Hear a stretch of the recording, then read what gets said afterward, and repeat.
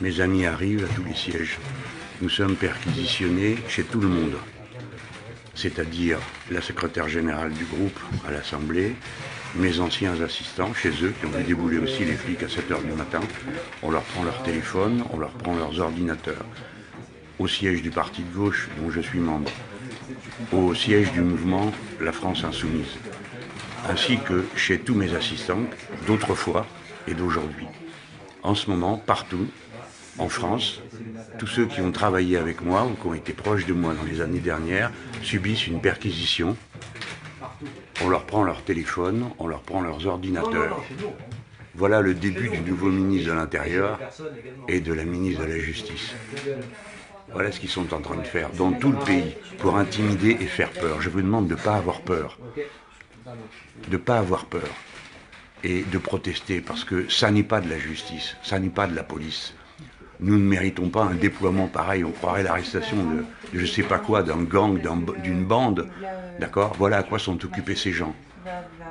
D'accord? Il y en a partout. Imaginez-vous mes pauvres assistants d'il y a quelques années qui tout d'un coup voient ces équipages débarquer chez eux, leur prendre leur téléphone, fouiller leurs ordinateurs, tous les disques durs de ma famille politique, des gens qui m'ont approché depuis 5 ou 6 ans, sont confisqués et aspirés. Vous vous rendez compte? Ça, c'est une démocratie? C'est une république? Je suis président dans des groupes d'opposition du Parlement. Et tous nos ordinateurs, vous entendez?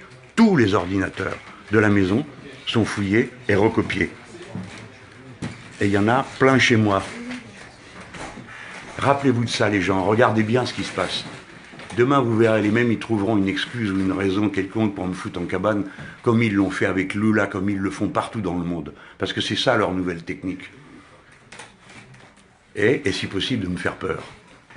Mais vous savez, j'ai pas peur. Et je demande à mes amis partout, n'ayez pas peur. Protestez. Ne regardez pas vos pieds. Ne vous laissez pas faire. Ce n'est pas normal. Ce n'est pas normal. C'est pas de la justice. C'est plus de la politique. Cette affaire, elle a lieu à propos des assistants parlementaires que j'avais lorsque j'étais député européen. Ce signalement, comme ils disent entre guillemets, cette dénonciation a été faite par Madame Dumontel, quelqu'un du Front National, qui elle-même a dit que c'était une plaisanterie.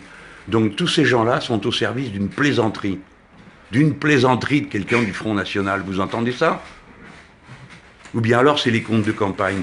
J'ai déjà dit les comptes de campagne ras-le-bol. Nous avons été parfaitement clairs.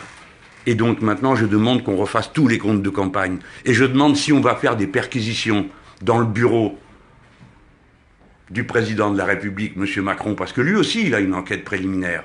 Et le chef de son parti, il s'appelle M. Castaner. Il faut donc aller au siège et perquisitionner au domicile de M. Castaner.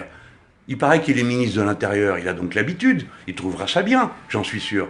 Il trouvera ça normal. Pourquoi est-ce que le siège de la République En Marche n'est pas perquisitionné, alors que le siège de la France Insoumise est perquisitionné? Pourquoi suis-je perquisitionné, et pas M. Macron, et pas M. Castaner,